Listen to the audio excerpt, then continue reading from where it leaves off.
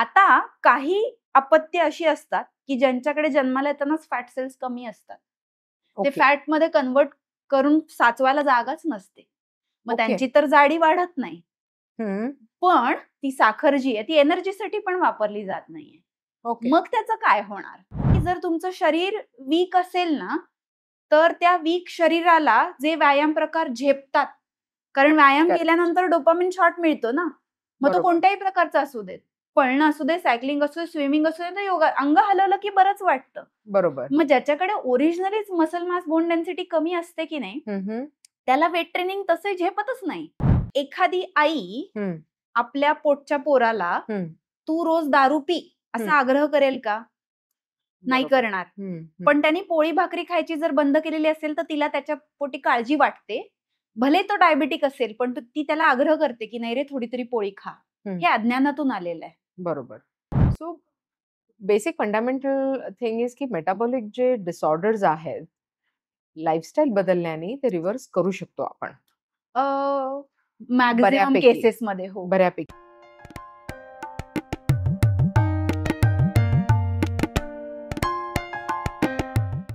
नमस्कार, welcome to the meeting point podcast. मी सारिका, तुमची होस्ट.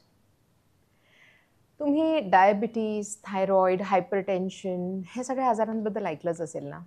आपण त्यांना मेटाबॉलिक डिसऑर्डर्स म्हणतो किंवा लाईफस्टाईलशी निगडीत हे आजार आहेत सगळे.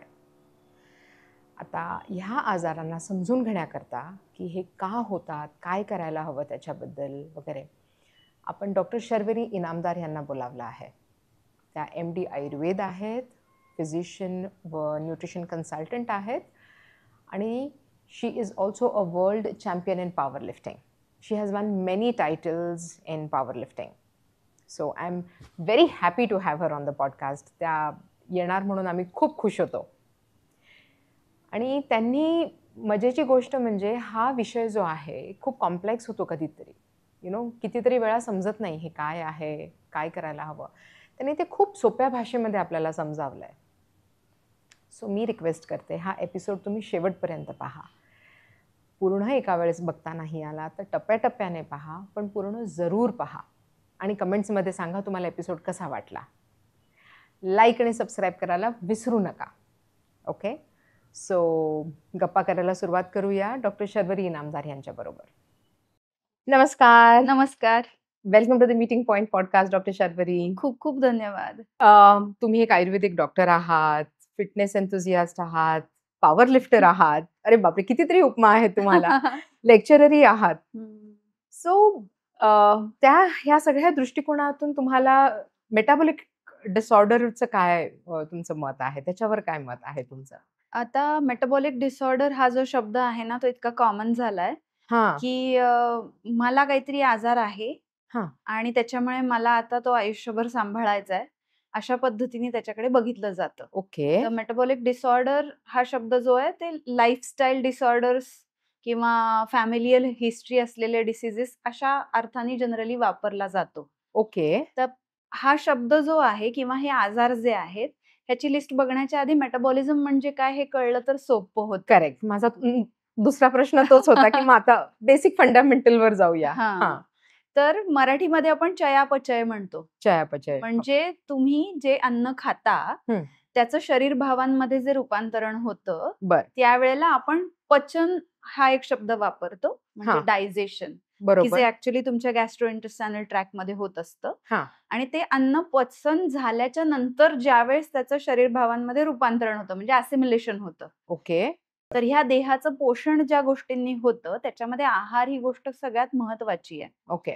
तर तो जो आहार आहे ते जे आपलं खाणं आहे ते शरीरात गेल्याच्या नंतर, पचल्याच्या नंतर शरीर भावांमध्ये रूपांतरित होताना आणि शरीरासाठी लागणारी एनर्जी वापरताना ज्या प्रक्रिया घडतात त्याला मेटाबॉलिझम असं म्हटलं जातं. ओके. मराठीमध्ये चयापचय. ओके. तर ॲनाबॉलिझम, कॅटाबॉलिझम हे त्याचे दोन भाग. म्हणजे काय, शरीर तयार होणं आणि शरीराची झीज होणं म्हणजे कॅटाबॉलिझम. ओके. तर हा जो मेटाबॉलिझम असतो ना हा बिघडतो त्यावेळेला त्याच्यातून ज्या काय म्हणतात त्याला स्वरूपात रोग उद्भवतात. तर त्याला कुठलं एक नाव देता येत नाही, डिसीज असं म्हणता येत नाही, म्हणून त्याला डिसऑर्डर म्हणतात, कारण ते कॉम्प्लेक्स असतं. बर. थोडक्यात मेटाबॉलिझम जो आहे तो बिघडल्यामुळे, शरीराचा चयापचय बिघडल्यामुळे जी परिस्थिती उद्भवते शरीरामध्ये त्याला मेटाबॉलिक डिसऑर्डर असं म्हटलं जातं. ओके. आणि पर्यायाने तुम्ही काय खाताय, तुम्ही व्यायाम करताय की नाही, तुम्ही तुमची विचार करण्याची पद्धत काय आहे, तुमची झोपेची क्वांटिटी आणि क्वालिटी नीट आहे की नाही, हे म्हणजे लाईफस्टाईल असते. बरोबर. आणि ह्या लाईफस्टाईलवरच तुमचं मेटाबॉलिझम कसं आहे ते ठरतं. त्याच्यामुळेच मेटाबॉलिक डिसऑर्डर्सना बऱ्याच वेळेला लाईफस्टाईल डिसऑर्डर्स असं पण म्हटलं जातं. त्याच्यामुळे तो सोपा शब्द आहे जास्ती. आता कॉमनली दिसणाऱ्या ज्या मेटाबॉलिक डिसऑर्डर्स आहेत, तुम्ही विचारलं तुमचं त्याच्याविषयीचं मत काय आहे, तर सगळ्यात पहिलं म्हणजे पोटाचा घेर वाढायला लागतो, ओबेसिटी येते. त्याच्यानंतर दुसरं कॉमन आहे म्हणजे तुमची फास्टिंग इन्सुलिन वाढतं किंवा HbA1c वाढते, म्हणजे रक्तातली साखर वाढायला लागते. बरोबर. जे आपलं लिपिड पॅनल असतं, म्हणजे तुमचे कोलेस्ट्रॉलचे रिपोर्ट्स जे असतात त्याच्यामध्ये ट्रायग्लिसराइड्स नावाचं जो फॅक्टर आहे तो वाढलेला दिसतो. त्याच्यानंतर तुमचं ब्लड प्रेशर जे आहे ते वाढलेलं असू शकतं. जे HDL कोलेस्ट्रॉल आहे ते कमी असतं.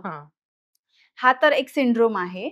याच्या व्यतिरिक्त हॉर्मोनल इम्बॅलन्सेस असतील किंवा ग्लँड्सची कामं आहेत शरीरातली, ती ज्यावेळेस हॅम्पर होतात निगेटिव्हली, म्हणजे स्त्रियांमध्ये बऱ्याच वेळेला PCOS दिसतात किंवा PCOD डिसऑर्डर आहे परत, किंवा थायरॉइड ग्रंथीचं काम जे आहे ते स्लो होतं. बरोबर. तर मेटाबॉलिक डिसऑर्डर म्हणजे काय, तर हे जे दिसतात परिणाम मेटाबॉलिझम मध्ये काहीतरी बिघाड झाल्यामुळे असणारे, ह्याला आपण लाईफस्टाईल डिसऑर्डर्स म्हणतो. कारण की ह्याच्यामध्ये फक्त औषधाचा रोल जो आहे ना, तो तसा पाहायला गेला तर नगण्य आहे.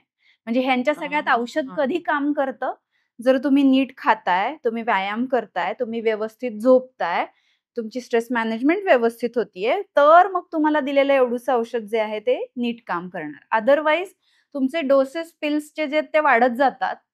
तरी सुद्धा म्हणजे बघा ना, डायबिटीसची औषधं घेतली म्हणून तुमचं किडनी फेल्युअर टळलं किंवा डायलिसिस टळलं याची खात्री नाही देता येत. थायरॉइडची गोळी चालू झाली, ती कधी बंद होणार की नाही कुणाला माहिती नसतं. सेम बीपीच्या औषधांचं पण आहे, कोलेस्ट्रॉल लोअरिंग ड्रग्सचं पण सेम आहे. तर हे त्या सगळ्यांमध्ये एक साधर्म्य काय आहे की तुम्हाला तुमची लाईफस्टाईल तुम्ही चेंज नाही ना केली, तर तुम्ही औषधांवर नुसतं नाही, म्हणजे जाडी कमी करण्यासाठी गोळ्या घेणारे किती लोक पाहिले असतील तुम्ही, पण बोलूच आपण त्याच्या डिटेलमध्ये. खरी गोष्ट आहे. सो इथे तिथे फिरून फिरून फिरून सगळं लाईफस्टाईल वरती येऊन थांबतं. बरोबर. जोपर्यंत आपण तो चेंज नाही करत, त्याच्यात काहीही फरक पडणार नाही. उलट तुम्ही 1 गोळी घेता तर त्याच्या 10 गोळ्या होतील कदाचित. हो ना? हो, एवढं प्रिस्क्रिप्शन घेऊन येतात ना लोक. मी सांगते आता, म्हणजे त्याच्यामध्ये नॉन अल्कोहोलिक फॅटी लिव्हर पण आहे. म्हणजे दारूला आयुष्यभर स्पर्श पण केलेला नसतो आणि तरी सुद्धा लिव्हरवर फॅट साचलेलं असतं. सो कॉल्ड 2च वेळेस खाणारे, व्हेजिटेरियन असणारे, दारू न पिणारे जे लोक आहेत त्यांच्यामध्ये सुद्धा ही मेटाबॉलिक डिसऑर्डर जी आहे ती दिसून येते. अच्छा. त्याच्यामुळे व्याप्ती खूप मोठी आहे याची.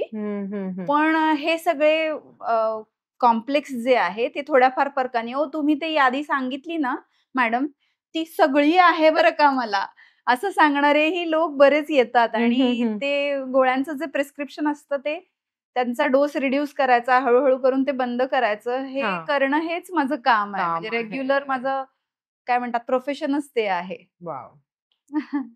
सो हे जेनेटिक आहे का, अनुवंशिक आहे का? हा प्रश्न खूप इंटरेस्टिंग आहे खरं. ओके. आपल्या डोळ्याचा रंग कसा असणार, आपल्या नाकाची ठेवण कशी असणार, त्वचेचा रंग कसा असणार, या गोष्टी कशा हार्डकोर जेनेटिक आहेत. तसे हे जे आजार आहेत की नाही, याची फॅमिली हिस्ट्री असते. म्हणजे जेनेटिक प्रीडिस्पोजिशन असू शकतं, पण ते कशावर अवलंबून असतं हे कळलं ना की समजणं सोपं जाईल. ओके. त्याच्यासाठी आधी आयुर्वेदाने काय सांगितलं माहितीये का, शरीरामध्ये 7 धातू आहेत. बरोबर. रस, रक्त, मांस, मेद, अस्थि, मज्जा आणि शुक्र. हो. अगदी थोडक्यात समजेल अशा भाषेत सांगायला गेलं तर खातो त्याच्यापासून जो रस तयार होईल त्याला आहार रस असं म्हटलंय. त्याच्यापासून रस धातू तयार होतो. ओके. रक्त म्हणजे ब्लड असं म्हणता येईल. मांस इज मसल, अस्थि इज बोन्स. ओके. आता हे पॅरलल वर्ड्स सांगते मी, एक्झॅक्टली तेच आहे असं नाही. मज्जा इज नर्वस सिस्टीम. ओके. शुक्र इज रिप्रोडक्टिव्ह सिस्टीम आणि याच्या सारभूत जे आहे ते ओज असतं. आणि आयुर्वेदाचं उद्दिष्ट असं सांगितलंय की धातू साम्य क्रिया चोखता, म्हणजे ह्या धातूंची साम्यता एखाद्या माणसाच्या शरीरात असावी याच्यासाठी प्रयत्न करणं हे आयुर्वेद शास्त्राचं प्रयोजन आहे. ओके. आता मला तुम्ही सांगा, रसधातू, रक्तधातू जो आहे तो समप्रमाणात आहे की नाही, मज्जा शुक्र समप्रमाणात आहे की नाही, हे सांगणं तसं अवघड आहे. पण साधं बॉडी कंपोजिशन स्कॅनवर उभं केलं की स्केलेटल मसल मास किती आहे आणि फॅट पर्सेंटेज किती आहे हे दिसतं. आणि त्यातल्या त्यात आपल्या व्हॉलंटरी कंट्रोलमध्ये असणारा एकमेव धातू आहे तो, जो मसल आहे तो. मसल आहे. हो. तर खूप सोपं काय ओळखायचं माहितीये का, तुम्ही बोन डेन्सिटी तुमची बघितलीत आणि बॉडी कंपोजिशन स्कॅन बघितलात की पुरुषांमध्ये 5 ते 15% बॉडी फॅट जे आहे ते असावं लागतं. ओके. हेल्दी मेल मध्ये. आणि बायकांमध्ये 8 to 20%. थोडं जास्त असतं. हा, कारण की हॉर्मोनली म्हणजे रिप्रोडक्टिव्ह सिस्टीम जी आहे ती बायकांची वेगळ्या पद्धतीने काम करते. तर पुरुषांपेक्षा थोडं नॅचरलीच बॉडी फॅट पर्सेंटेज बायकांचं जास्ती असतं आणि मसल मास कमी असतं. It's because of testosterone dominant आहेत पुरुष आणि बायकांचं इस्ट्रोजन जास्त आहे. तर जरी मी आयुर्वेदिक पोस्ट ग्रॅज्युएशन केलेली MD स्वस्थवृत्त असलेली डॉक्टर असले तरी ह्या मॉडर्नच्या ज्या कन्सेप्ट आहेत त्या बोलताना मी वापरते, कारण की त्या समजायला त्या मानाने सोप्या आहेत. आता मी शुक्र आणि आर्तव असं जर म्हणाले तर निम्म्या लोकांना किंवा वातपित्त कफ आणि नाडी परीक्षा ह्याच्यावरच अडून बसले आणि वनस्पतींचीच नावं सांगितली तर थोडा कळायला अवघड जाईल. कारण लाईफस्टाईल मध्ये औषधाचा जो उपयोग आहे ना तो खूप शेवटी आहे आणि आपण लाईफस्टाईलवर बोलतोय, मग ते समजेल अशा भाषेत बोलायला पाहिजे. तर मी 7 धातू सांगितले, ते तसे अवघड आहेत आयुर्वेदाच्या दृष्टीने नाव बघायला गेलं तर. पण हे 7 धातू समप्रमाणात असण्यासाठी आपण म्हणतो ना की जे हातात येतंय ते पकडून मग येत नाही त्याच्याकडे जायचं. म्हणजे कसं की आपल्याला मन शांत ठेवणं जर अवघड जातंय, आपली सिम्पथेटिक जी आहे ती ऍक्टिव्हेट होतीये खूप, तर आपल्याला हार्ट रेट कदाचित आपला कंट्रोल करता येत नाही, पण आपल्याला रेस्पिरेटरी रेट कंट्रोल करता येतो. मग जसं आपण श्वासाला नियंत्रित करून आपलं हार्ट रेट आणि मन शांत करण्यासाठी प्रयत्नशील राहू शकतो, हा धागा आपल्याला सापडतो. तसं आपल्याला 7 धातूंचं साम्य जे आहे ते कळत नसलं, म्हणजे अवघड असलं कळायला, तरी दृश्य डोळ्यांनी दिसणारं आणि हातात पकडून साम्यता गाठता येणारं एक परिमाण जे आहे ते तुमचं मसल्स आणि फॅट पर्सेंटेज आणि बोन डेन्सिटी हे आहे. ओके, आता कळलं? किती सोपं झालंय हे समजायला, है ना?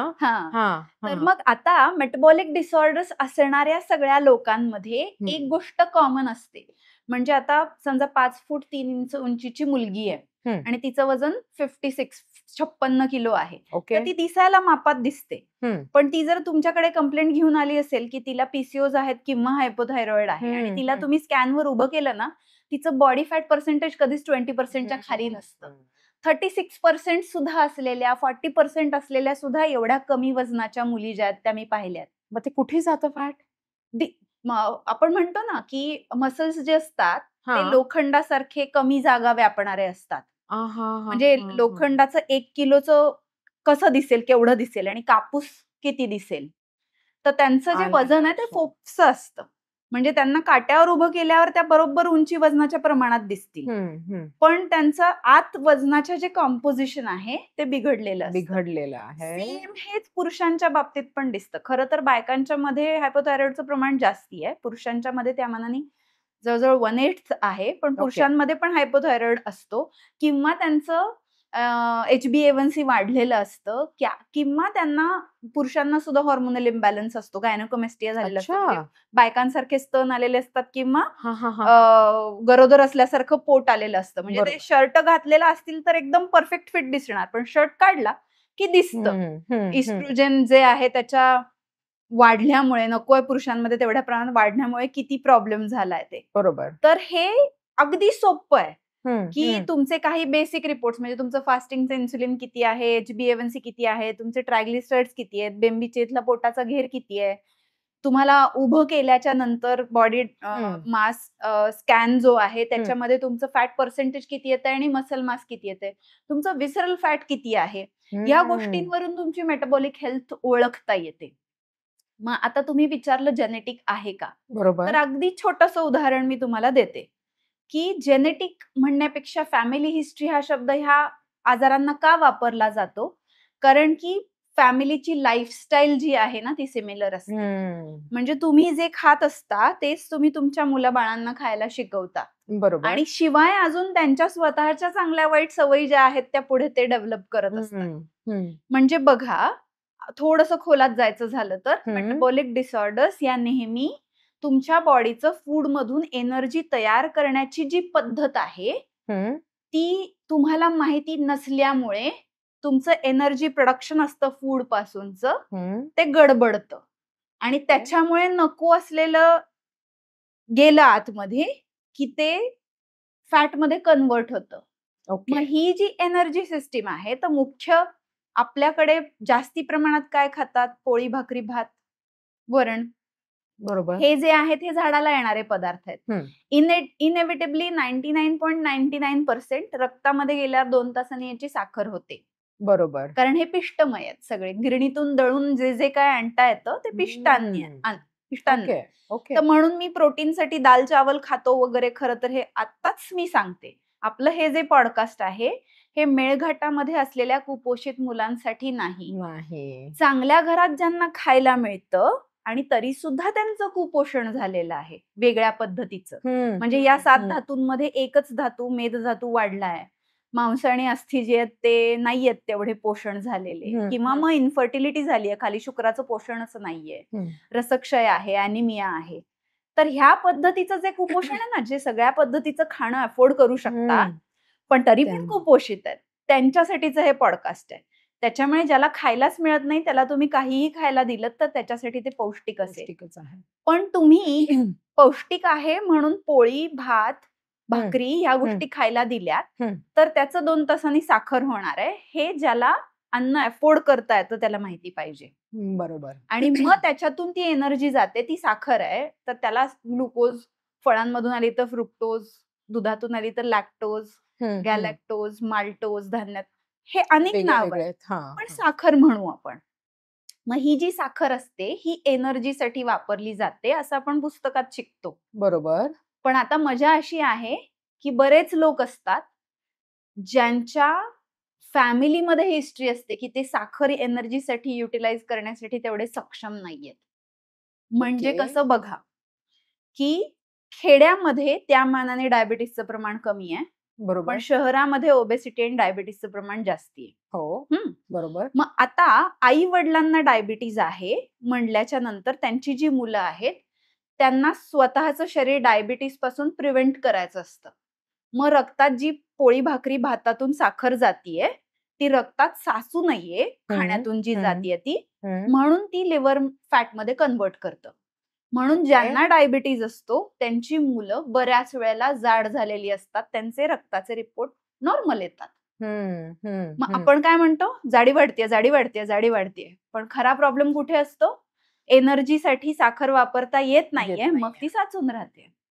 आता काही अपत्य अशी असतात की ज्यांच्याकडे जन्माला येतानाच फॅट सेल्स कमी असतात, ते फॅट मध्ये कन्वर्ट करून साचवायला जागाच नसते, मग त्यांची तर जाडी वाढत नाही. पण ती साखर जी आहे ती एनर्जीसाठी पण वापरली जात नाहीये. मग त्याचं काय होणार? मग ती इरिटंट म्हणून काम करते. कारण साखरेचं काम काय आहे, तुम्ही बघितलं असेल डायबिटिक माणसाला काय होतात, जखमा होतात, कोरोजन होतं, रेटिना जातो त्यांचा, नर्व मायलिन शीथ जातं, किडनी जातं, लिव्हर जातं, पॅन्क्रियाज एक्झॉस्ट होऊन जातं. बरोबर. तर झिजवणं हे साखरेचं काम आहे. साखर खाल्ली की बोन डेन्सिटी कमी होते. खूप गोष्टी तुम्ही ऐकल्या असतील. मग झीज करणं, आणि झीज केल्यामुळे मग स्वेलिंग येतं, इन्फ्लमेशन ज्याला म्हणतात ते. आणि मग खवैगुण्य जिथे असतं की नाही, म्हणजे जो पार्ट वीक असतो त्या ठिकाणी ते इन्फ्लमेशन येतं किंवा इरिटेशन काम करायला लागतं त्याचं. मग ज्याला व्हिजिंग होतं, रेस्पिरेटरी ट्रॅकचा प्रॉब्लेम असतो त्याला अस्थमा होतो, ज्याच्या ओव्हरीज इन्सुलिन रेझिस्टंट होतात त्याला पीसीओज होतो, ज्याला थायरॉइड फंक्शन डिस्टर्ब होतं त्याच्या थायरॉइड स्लो होतात. म्हणजे कोंबडी आधी का अंडा आधी सारखं मेटाबॉलिझम आधी बिघडतो का तुम्ही जे अन्न पचत नाहीये ते खाऊन तुम्ही बिघडवता, ग्लँड्सना हॅम्पर करता आणि मग तुम्हाला ते दिसतं. सो आपल्याकडचं सगळ्यात मोठं मिथ काय आहे, खात्या पित्या घरातलं, की भाजीपोळी वरण भात खाल्ला की सगळं मिळालं. सगळं नाही मिळालं. काय मिळालं? साखर मिळाली. आणि ती मेटाबोलाइज करण्याची क्षमता जी आहे साखर, ती मात्र 100 पैकी 25 अंदाजे सांगते खूप उत्कृष्ट असते लोकांकडे त्या. ओके. आणि त्यातले 5-10 50व्या-60व्या वर्षी गळतात. वय वर्ष 90 आहे तरी पण भाजी भाकरी वरण भात चालू आहे आणि ढेरी वाढलेली नाही, डायबिटीज नाही, बीपी नाही, कोलेस्ट्रॉल नाही, कसली गोळी नाही. फॅट आहे म्हातारा एकदम. म्हातारीचं काही अडलेलं नाही, थोडंसं अल्झायमर झालाय बरं का, which is type 3 diabetes by the way. त्याच्यामुळे ते जे आहेत ना ते जेनेटिकली ब्लेस्ड आहेत सगळा कचरा पचवायसाठी. ओके. आपण त्यांच्याकडे बघतो आणि काय म्हणतो, अरे हे खातायत भाजीपोळी वरण भात म्हणजे हे त्याच्यामुळेच तिथपर्यंत गेलेत बरं का, आपण पण खायला पाहिजे म्हणजे आपण पण जाऊ. तर ते ना नशिबाने गेलेत, आपल्याला कर्माने जायचं असतं तिथे. तर ते क्रक्स जे आहेत ना, ते तुम्ही विचारलं की हे खरं जेनेटिक असतं का, तर साखर पचवण्याची क्षमता जी आहे ती जेनेटिक नक्की असते. पण ना एपिजेनेटिक्स नावाची जी गोष्ट आहे ना, ते तुम्ही जर विचारात नाही घेतलं तर ती पण जाते. म्हणजे कसं, एपिजेनेटिक्स म्हणजे काय, तुमच्या सेलचं एन्व्हायरमेंट जे आहे ते अफेक्ट करणाऱ्या गोष्टी. आणि ह्या गोष्टी कुठल्या आहेत, त्याच तुम्ही काय खाताय, व्यायाम करताय की नाही, स्ट्रेस मॅनेजमेंट कशी करताय, नीट झोपताय की नाही.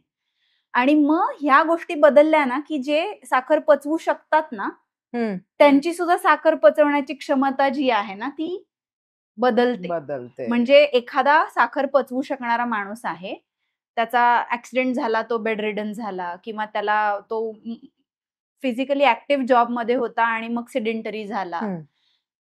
हे बदल जे आहेत ते त्याला स्वतःला कळतं की मला ना थोडा स्ट्रेस जास्ती आलाय आणि मी बसून काम करतोय, मला रात्री जागावं लागतंय, त्याच्यामुळे मला थोडं पोट सुटायला लागलंय. आणि यांचं ऑब्झर्वेशन पण स्वतःविषयीचं खूप खास असतं.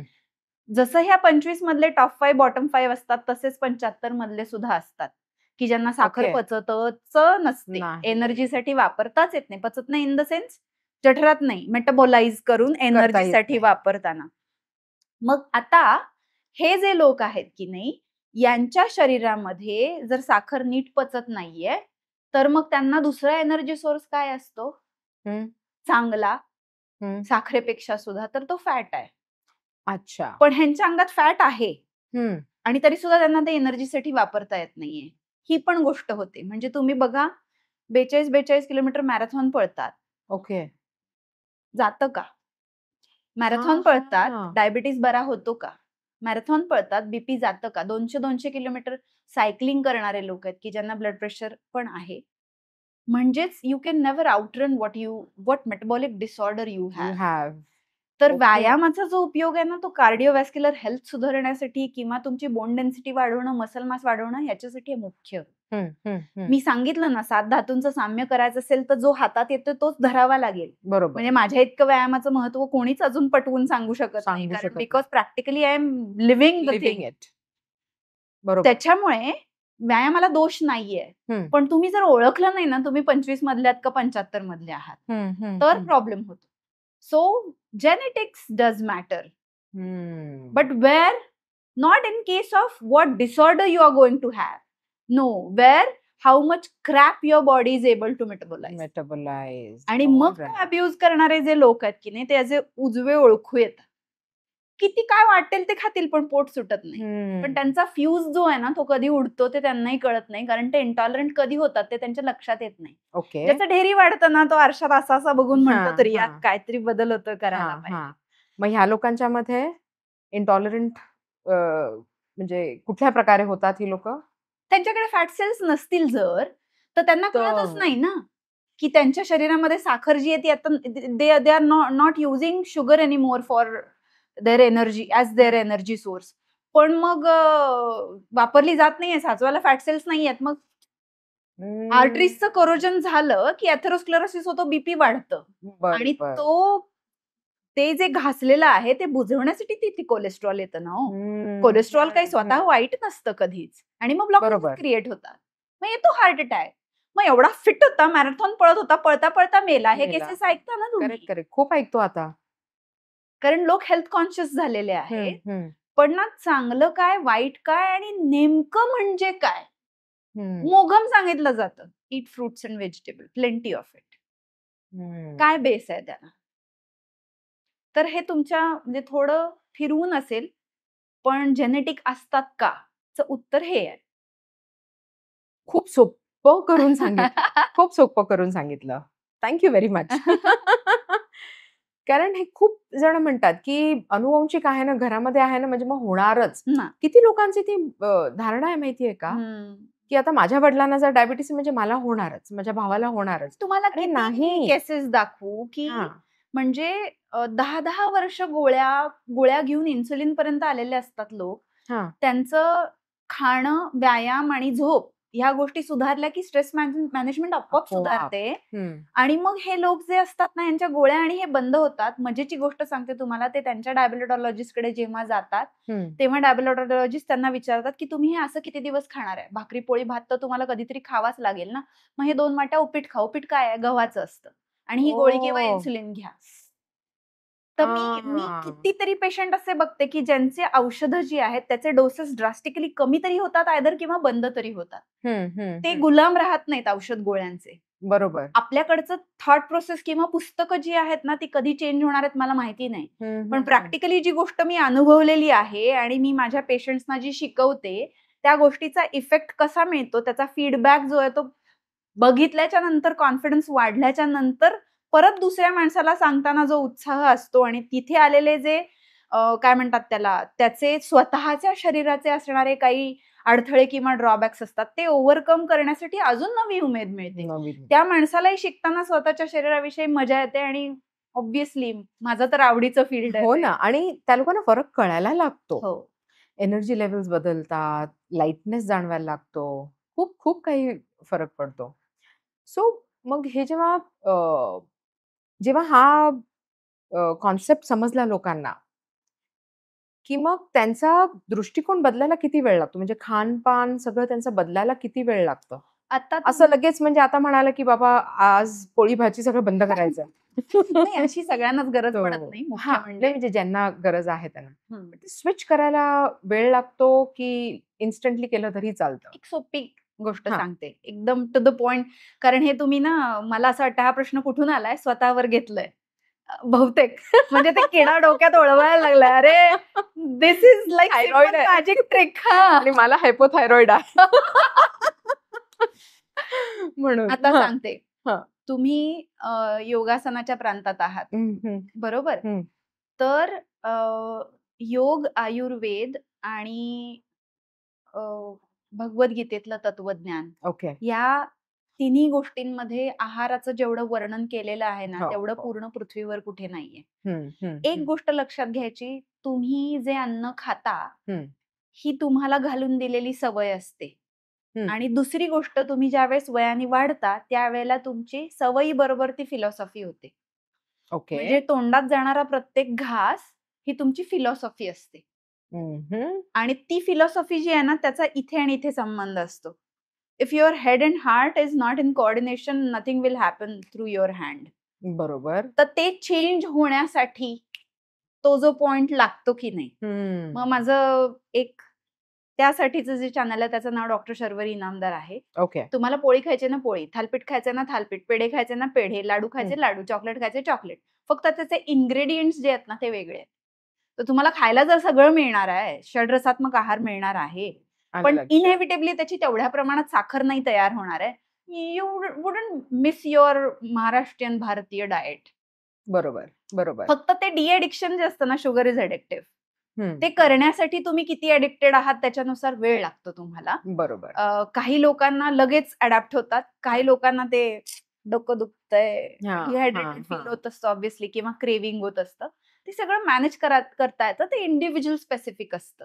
म्हणजे I have seen people change in like fraction of second. कारण सिव्हिअरिटी, आता लिव्हरच बदलायला सांगितलंय, काही ऑप्शन राहिला नाहीये. म्हणजे मी तुम्हाला अजून एक गंमत सांगते.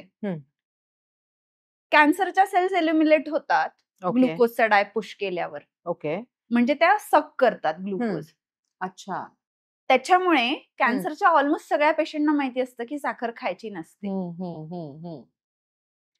ब्रेस्ट कॅन्सर सर्वायव्हर गायनेकोलॉजिस्ट ज्यावेळेस डाएट कन्सल्टेशन घेण्यासाठी माझ्याकडे आली, त्यावेळेस ती म्हणाली मी साखर बंद केलीये, पण मी सकाळी गुळाचा चहा पिते. नाव क्वेश्चन फॉर यू, गुळ कुठून येतो? उसापासूनच येतो. Source is the same. मग साखर म्हणजे फक्त साखर नाही, गूळ, मध, साखर, भाकरी, पोळी, भात, फळं, ओट्स, मखाणे, हे सगळं साखर आहे. हे जोपर्यंत कळत नाही तोपर्यंत साखरेचं डिएडिक्शन होत नाही. आणि ह्याची गरज सगळ्यांनाच नसते. 25% जे आहेत ना पचवण्यासाठीच जन्माला आलेले, त्यांचं प्रमाण 50% होतं ऍथलीट कॅटेगरीत गेल्याच्या नंतर. ते जर तुमचे लाईफ पार्टनर आहेत आणि ते सगळं क्रॅप पचवतात, तर तुम्ही डोकं आपटून घ्यायचं शिल्लक राहता फक्त. माझा नवरा. सगळे केसेस आहेत घरात.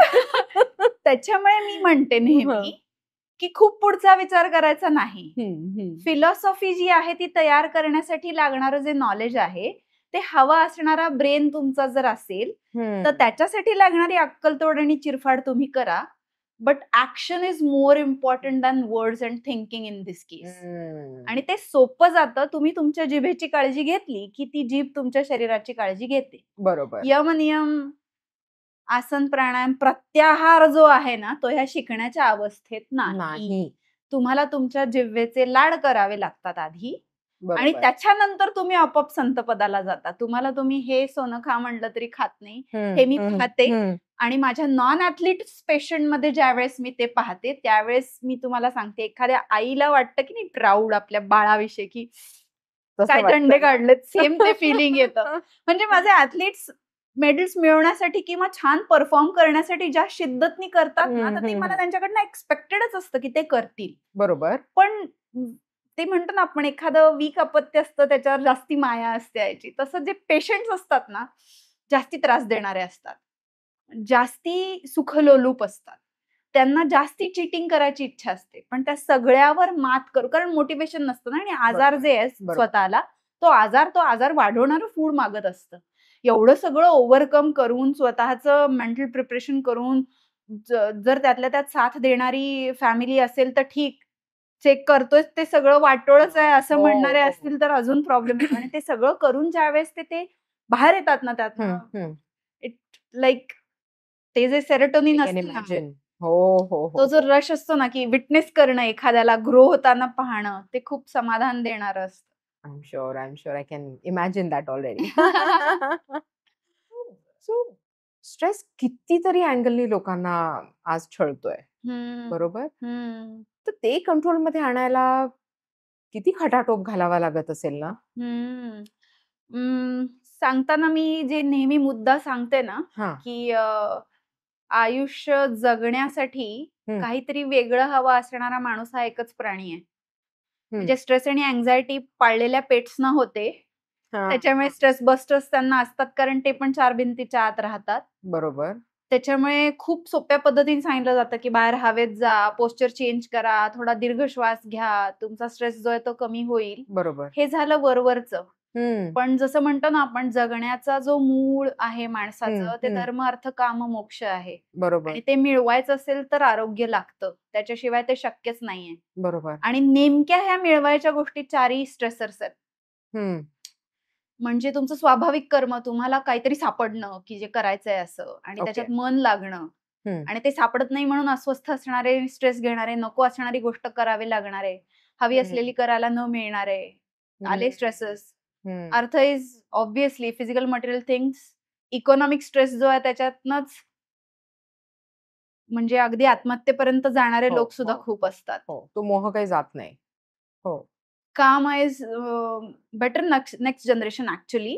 पण सेक्स आणि प्लेजर पण आलं त्यात. तर broken hearts are another reason for stress. आणि ह्या आयुष्यात मला रस नाही उरलेला, पण मला काहीतरी वेगळं करायचंय पुढे जाऊन. तर एनलायटनमेंट मी बघितलेली नाही, ग्रंथात वाचली आहे, ऐकली आहे लांबून लांबून. पण त्याच्यासाठी सुद्धा इन्स्पायर होऊन पॉझिटिव्हली प्रयत्न करण्यापेक्षा ते होऊ शकत नाहीये म्हणून डिप्रेस होणारे स्पिरिच्युअल लोक हे मी पाहिलेले आहेत. मला खूप आपलं वेदांत तत्वज्ञान जे आहे ना ते बिलकुल निराशावादी नाहीये. ते तुम्हाला ना भरभरून जगायला शिकवणार आहे. पण आपल्याकडचं सगळं संत वाङ्मय आणि आत्ताचे जे आहेत की नाही लोक, ते इतक्या विचित्र पद्धतीने ते तुमच्यापर्यंत पोहोचवतात ना, की म्हणजे आपण मजेत जगत असू तर आपण काय पाप करतोय का काय, असा फील येतो लिटरली. त्याच्यामुळे स्पिरिच्युअलिटीची कास धरलेले जे लोक आहेत त्यांची जगण्याची उमेद वाढण्यापेक्षा ते डिप्रेस होतात. कसं मी ते सांगते, छोटं उदाहरण, की नाही का, झोप काय इम्पॉर्टंट नसते, काय करायचंय झोपून, अच्छा 4 तास झोपलं तरी पुष्कळ होतं. म्हणून क्रिया करण्यासाठी 4 तासाची झोप घेऊन 3-3 तास उठून क्रिया करणारे, अरे तुम्ही किती बेसिक गरज आहे ही प्रकृतीनुसार 7 ते 9 तासाची रात्रीची झोप घेणं ही, आणि ती तुम्ही घेऊ शकत नसाल तर तुम्ही किती दरिद्री आहात, मग तुम्ही स्ट्रेस मॅनेजमेंट कशी करणार आहात? आणि ज्यांचा अधिकार नाहीये आहाराविषयी सांगण्याचा, माहिती नाहीये त्याची फॅमिली हिस्ट्री काय, त्याला सरसकट सांगायचं, तू डाळ खा, तुला सगळं प्रोटीन मिळेल. डाळ पण गिरणीतून दळून आणतात आहे ना, झाडाला येते ती. माणसासाठी लागणारं क्लास 1 प्रोटीन आणि फॅट हे नेहमी ॲनिमल सोर्स मधनं येतं. बरोबर. त्याची इकॉनॉमिकल कंडिशन, ऐपत, त्याची फॅमिली हिस्ट्री, त्याच्या स्वतःच्या शरीराची गरज माहितीये का तुम्हाला काही? तुम्ही सरसकट कसं त्यांना सांगू शकता की हे स्मूदी प्यान तुमचे सगळे आजार बरे होतील म्हणून? कुपोषण झालं की त्या कुपोषित शरीरामध्ये जे मन राहतं ना, ते कधीच सशक्त असत नाही. त्यातून पण डिप्रेशन आणि स्ट्रेस जे आहेत ते निर्माण होऊ शकतो. हो होतातच. ओके. सगळी म्हणजे आलेले डिप्रेस्ड लोक जे आहेत त्यांना डिप्रेशनची कुठलीही औषधं न देता जगण्याविषयी उमेद वाढलेले आणि स्ट्रेस मॅनेजमेंट बेटर झालेले लोक मी पाहिलेत, कारण शरीर स्ट्रॉंग होतं. आणि मग सगळं तुमच्याकडे सुखवस्तू आहे, पण बॉस त्रास देतोय, घरात बायकोशी जमत नाहीये, मुलांना हवे तेवढे मार्क्स मिळत नाहीयेत, हवी ती गाडी नाहीये. हे जे फॅक्टर्स आहेत की नाही, हे निगेटिव्हली इम्पॅक्ट करून तुम्हाला स्ट्रेस देणं बंद करतात. कारण की तुम्ही स्वतःवर फोकस केलेला असतो. You learn how to not to give about what other people think and what other stresses are. कारण तुम्ही स्वतःविषयी जास्त विचार करायला लागता, बिलकुल, आणि स्वतःला स्ट्रॉंग करायला लागता. त्यावेळेला तुम्हाला स्ट्रेस मॅनेज, ऑब्व्हियसली माणूस आहे म्हणल्यावर त्याला स्ट्रेसेस असणार. स्ट्रेस नसलेला जो माणूस आहे म्हणजे कॉर्टिझॉल इम्पॉर्टंट आहे ते, म्हणजे ते तुम्हाला झोपेतून उठवतं, मरून जाल तुम्ही, त्याची गरज आहे. हो, पण तो यू स्ट्रेस जर असेल ना तर प्रगती होते. बरोबर. त्याच्यामुळे जो बॅड स्ट्रेस आहे ना, की जो तुमचा जगण्याचा आनंद घालवतो, तो नकोय आपल्याला. तर तो मॅनेज करता आला पाहिजे. तो नकोय म्हणून तो येत नाही असं होत नाही. स्ट्रेसर्स पावलोपावली असतात. बरोबर. पण ते ड्रिप ड्रिप ड्रिप ड्रिप 24 तास चालू ठेवायचे का अॅनलाइज करून कंट्रोल मधल्या गोष्टी कंट्रोलमध्ये घ्यायच्यात आणि बाकीचे जे आहेत त्याच्याकडे किती लक्ष द्यायचंय, किती एनर्जी घालवायची, ह्याची मॅनेजमेंट तुम्हाला तेव्हा जमते ज्यावेळेस तुम्हाला तुमचं शरीर जे आहे की नाही ते साथ द्यायला लागतं. बरोबर. त्याच्यामुळे स्ट्रेस मॅनेजमेंट ही मनाची असली तरी सुद्धा ते मन शरीरात राहतं. त्याच्यामुळे मग तुम्हाला त्या मनाला पकडता येत नसेल ना, तर तुम्हाला त्या शरीराला सशक्त करावं लागतं. आणि म्हणून मी मगाशी म्हटलं तसं की अँझायटी होत असेल तर डीप ब्रीदिंग काम का करतं?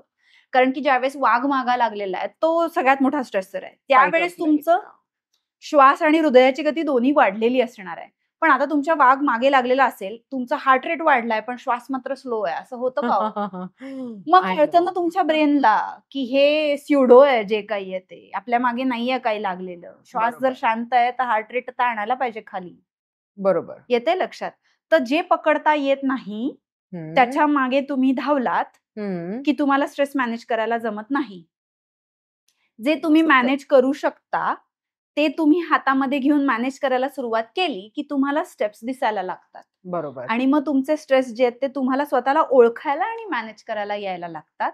पण ह्याच्यासाठी सेन इंडिव्हिज्युअल जो आहे, म्हणजे ज्याच्याकडनं तुम्ही गायडन्स सीक करताय त्या माणसाची पात्रता लक्षात घेऊन तुम्हाला ते जमलं पाहिजे. म्हणजे हल्ली ह्या बेसिक 4-5 गोष्टी जे आहेत की नाही, की तुम्ही खूप मानसिक ताणांना जात असाल तर तुम्हाला एखादा काउन्सिलर पाहिजे, पेन मधनं जात असाल तर डॉक्टरच्या बरोबर एक फिजिओथेरपिस्ट पण पाहिजे, व्यायाम करत नसाल तर व्यायाम तुम्हाला ऍटलिस्ट त्याची माहिती करून घेऊन जाणून तो शिकायला पाहिजे, तुम्ही नीट झोपत नसाल तर त्या झोपेसाठी तुम्हाला तुमचं कसं नियोजन करायला पाहिजे ते माहिती पाहिजे. आणि मुख्य म्हणजे तुम्हाला जर मेटाबॉलिक डिसऑर्डर काही असेल किंवा तुम्हाला तुमच्या शरीरात, मनात, परफॉर्मन्स मध्ये बदल घडवायचा असेल तर औषधाकडे जाण्याच्या आधी फूड जे आहे तुमचं ते तुमच्या शरीरासाठी मॅनेज करणारं माणूस जे आहे ते शोधायला पाहिजे. मग जमतं. एक इकडे आहे माणूस, ओके, बसलेला जे पॉडकास्ट मध्ये आपले पाहुणे आहेत. हो, पण किती छान अगदी सोपं करून सांगितलं हे. कारण आपण आय थिंक बरेच जण सगळे फाईट ऑर फ्लाईट मोड मध्येच असतो. सारखे सिम्पॅथेटिक मध्ये पॉइंट ए टू पॉइंट बी सारखं जायचं असतं. हे झालं, ते झालं, हे झालं, ते झालं. आपण थोडाही असा मध्ये वेळ घेऊन ठीक आहे, करायचंय ना, करूया. अशा आय थिंक काय म्हणतो त्या वृत्तीने काम करतच नाही आपण. सारखं पळत असतो कुठल्या ना कुठल्या गोष्टी 2 मागे. पद्धती आहेत. एक प्रोक्रॅस्टिनेशन झाल्यामुळे, यादी साचल्यामुळे अस्वस्थपणा येऊन स्ट्रेस येणं वेगळं. बरोबर. आणि ऍक्च्युअली बिझी आहेत, पण त्याचा स्ट्रेस नाहीये असं असणं वेगळं. खरी तर गोष्ट. शांत बसतच नाहीत असे लोक सुद्धा स्ट्रेस मॅनेज चांगलं करणारे मी बघितलेत. हो. कारण की ते त्यांना आवडणाऱ्या आणि प्रोडक्टिव्ह, ज्याला फुलफिलमेंट म्हणतो की नाही आपण, अशा कामामध्ये त्यांनी स्वतःला बिझी करून घेतलेलं असतं. तर ते कदाचित सकाळी उठल्यापासून रात्री झोपेपर्यंत त्यांना बसायला, श्वास घ्यायला वेळ सुद्धा नसेल. बरोबर. म्हणून ते खूप स्ट्रेस्ड आउट आहेत किंवा त्यांची स्ट्रेस मॅनेजमेंट वाईट आहे असं नाहीये. छान पॉइंट आहे. खरी गोष्ट आहे. त्याच्यामुळे तुम्ही स्वतःसाठी टाइम काढला पाहिजे, अगदी काढलाच पाहिजे. ते सुद्धा प्रत्येक माणसाला प्रत्येक टप्प्यावर नव्याने शिकायलाच लागतं. त्या बाबतीत दुमत नाहीये. पण नको असणाऱ्या गोष्टी साचत राहिल्यानंतर श्वास घेण्याची गरज जास्ती पडणारे जे लोक आहेत ते मला दिसतात. म्हणून मग प्रायोरिटीवर नसलेले किंवा तुमच्यावर निगेटिव्ह इन्फ्लुएन्स टाकणारे जे स्ट्रेसेस आहेत ना, ते तुम्हाला वेगळे काढावे लागतात. जसं मी म्हटलं की ज्यावेळेस एखाद्या इन्फर्टिलिटी, IVF किंवा लग्नानंतर चान्स घ्यायचा आहे किंवा ऑलरेडी गरोदर आहे अशा मुलीचं ज्यावेळेस काउन्सिलिंग करायचं असतं किंवा तिला डाएट सजेस्ट करायचं असतं, लाईफस्टाईल सांगायची असते, त्यावेळेस मी तिला सांगताना सांगते की पुढच्या वेळेस येताना तुझी आई, तुझा नवरा आणि तुझ्या सासूबाई या तिघींना सुद्धा तू घेऊन ये. ओके. सो सगळ्यांना घेऊन या. वाव. म्हणजे फॅमिली काउन्सिलिंग सारखंच झालं तर. कशामुळे की माणूस हा समाजशील प्राणी आहे. ओके. आणि त्याची जडणघडण आणि त्याचा स्ट्रेस जो आहे ना, तो बरेचदा त्याच्या आजूबाजूच्या वातावरणाशी आणि त्यातल्या माणसांशी रिलेटेड असतो. तर फूड चेंज करायचं असतं ना ज्यावेळेस, त्यावेळेला फक्त हा प्रिस्क्रिप्शन दिलं आणि चेंज झालं असं जसं होत नाही, तसं तुम्ही सक्षम झालात म्हणजे तुमचे स्ट्रेस मॅनेज झाले असं होत नाही.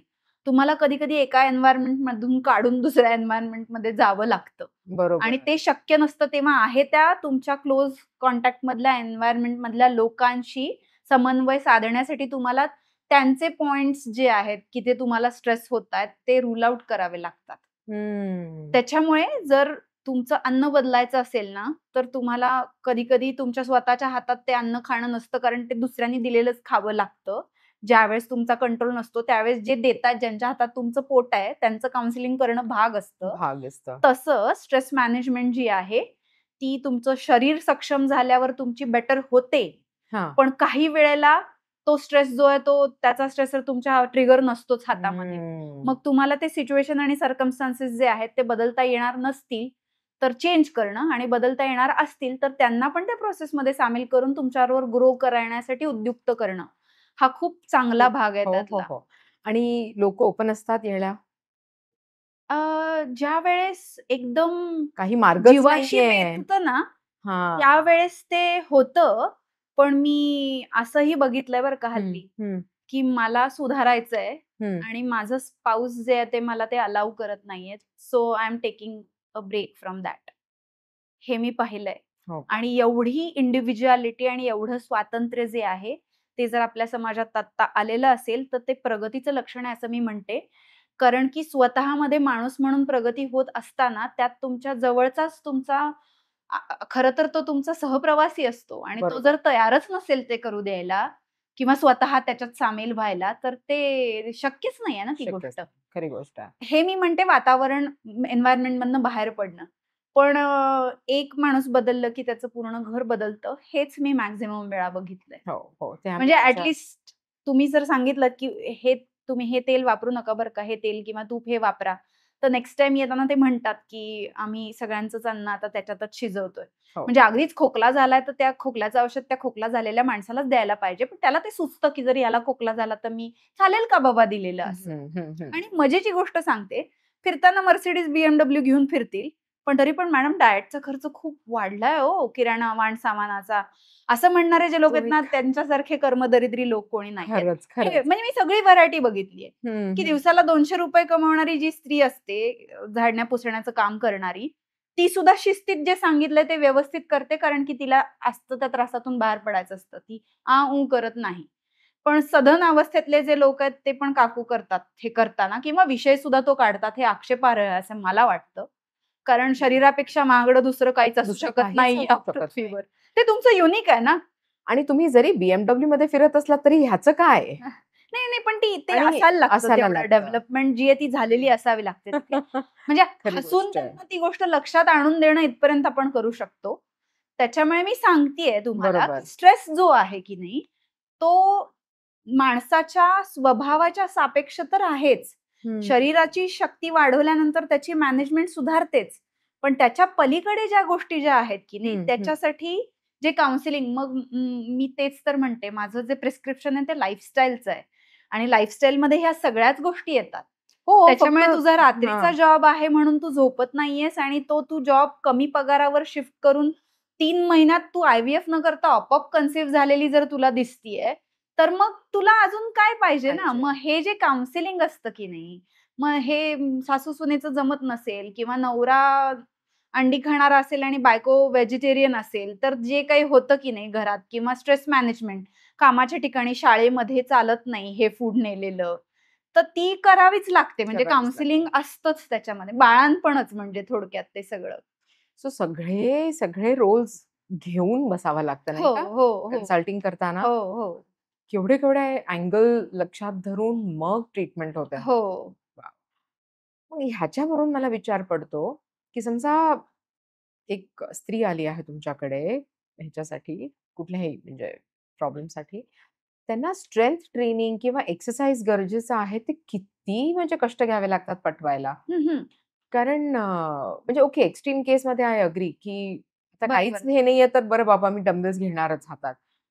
पण जनरली स्पीकिंग म्हणजे बायकांना वेट ट्रेनिंग, स्ट्रेंथ ट्रेनिंग हा प्रकार नकोच असतो. माझ्याकडे केसेस येतात ना, योगा क्लास मी 3 वेळा घेते आठवड्यातून. रोज का नाही घेत? मला रोज करायला आवडेल. मी म्हटलं, "अरे, दुसऱ्या दिवशी तुम्ही जा ना, जिममध्ये जा. वेगळी काहीतरी ऍक्टिव्हिटी करा.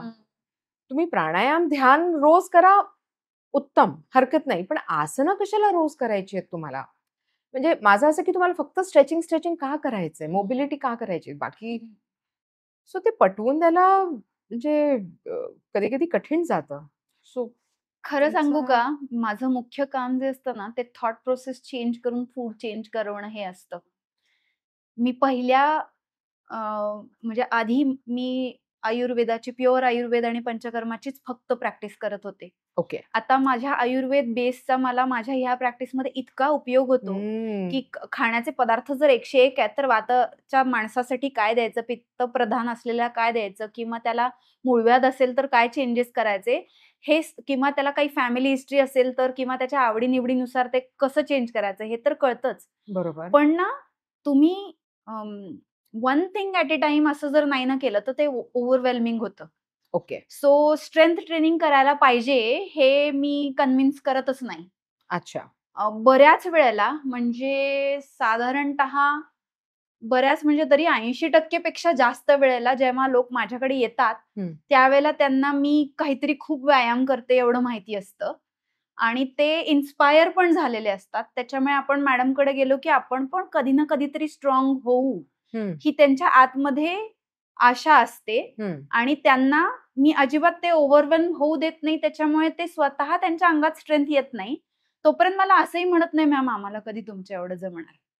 म्हणजे माझं सगळं अंग दुखतंय, मला ड्रायनेस आहे, माझ्या टाचेला चिरा गेलेल्या आहेत, किंवा मला खडा होतोय, किंवा मला गॅसेस होतात, या ज्या कंप्लेंट्स आहेत की नाही, याच्यापासून पुढे मॅम मी आता जिमला जाऊ का, असा स्वतःहून प्रश्न येत नाही की नाही, तोपर्यंत त्या काउन्सिलिंगची गरजच पडत नाही. कारण की जर तुमचं शरीर वीक असेल ना, तर त्या वीक शरीराला जे व्यायाम प्रकार झेपतात, कारण व्यायाम केल्यानंतर डोपामिन शॉट मिळतो ना, मग तो कोणत्याही प्रकारचा असू देत, पळणं असू दे, सायकलिंग असू दे, स्विमिंग असू दे, तर योगा, अंग हलवलं की बरंच वाटतं. बरोबर. मग ज्याच्याकडे ओरिजिनलीच मसल मास बोन डेन्सिटी कमी असते की नाही, त्याला वेट ट्रेनिंग तसे झेपतच नाही. त्याच्यामुळे त्याचा तो प्रेफरेबल वे ऑफ व्यायाम कधीच नसतो. तुम्ही ऑब्झर्व करा, ज्याला आतून थोडीशी ऍथलेटिसिटी आहे ते लोक लवकर कन्व्हिन्स होतात की आपल्याला जिमचा व्यायाम करायला पाहिजे. ओके. ज्याच्याकडे ते नाहीये ना त्याला ते झेपत नसतं, कारण रिकव्हरी होत नाही, अंग दुखतं, मिसकन्सेप्शन्स असतात की ते मी त्या बॉडी बिल्डर बाईसारखी दिसायला लागले तर वगैरे. इथे त्यांना बॉडी टोनिंग तर पाहिजे असतं, पण ते स्टिरॉइड्स घेणारे असतात म्हणून त्यांचं ते तसं दिसतं हे पण त्यांना कदाचित माहिती नसतं, किंवा कदाचित झेपत पण नसतं. कारण की सामानाच्या पिशव्या उचलणं जड होतंय, जाऊन अजून दुसऱ्याची मी पण सुरुवातीला त्याच गटातली होते की मी जर फिट आहे एवढी, माझं फॅट पर्सेंटेज पण फार नाही आणि मी योगासनं आणि व्यायाम करते रोज, तर मला मी पैसे देऊन दुसऱ्याची वजन उचलायला कशाला जाऊ ना. क्वाईट नॅचरल आहे. बरोबर.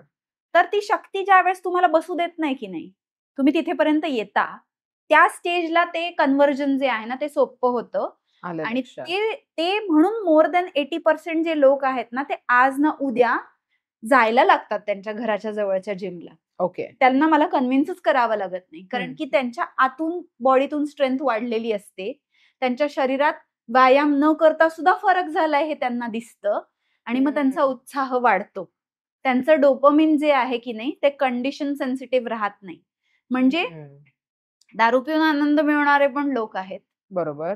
आईस्क्रीम खाऊन आनंद मिळवणारे लोक पण आहेत, तेच दारू न पिता रोज व्यायाम करून आनंद मिळवणारे लोक आहेत, बिलकुल. आणि डाएट फूड खाऊन आनंद मिळवणारे लोक आहेत की ज्यांना ते डाएट आहे फील पण नाही होत दुसऱ्यांनी किती टोमणे मारले तरी. बरोबर. तर तुमचं डोपामिन जे आहे ते तुम्ही कुठून क्रिएट करायचंय, तुमचा आनंद जो आहे तो तुम्ही कुठून क्रिएट करायचा याची आधी सवय लावली ना की त्या चांगल्या सवयी आपोआप ग्रास्प करायला लागतात. बरोबर. ती आपल्याला फक्त टाकायची असते अशी ठिणगी, बरोबर. आग आपोआप पेटते.